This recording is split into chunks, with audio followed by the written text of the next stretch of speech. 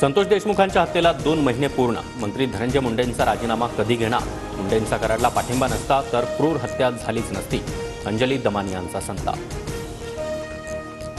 धनंजय मुंडेंचा राजीनामा घेणं मुख्यमंत्र्यांना आवश्यक वाटलं नसेल. मुख्यमंत्री उपमुख्यमंत्र्यांना गरजेचं वाटलं तर ते राजीनामा घेतील. मंत्री पंकजा मुंडे यांची प्रतिक्रिया.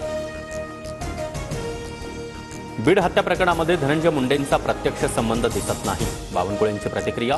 तर मुंडेंवरील आरोप सिद्ध झाल्यास कारवाई करणार. बावनकुळेंची ग्वाही.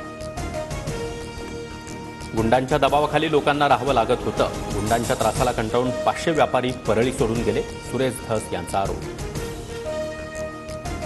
मनोज जरांगेंचे मेहुणे विलास खेडकर तडीपार. अवैध वाळू उपसा वाळू चोरीचे गुन्हे दाखल असल्यानं कारवाई. बोलणं बंद करण्यासाठी षडयंत्र रचलं. जरांगे यांचा आरोप.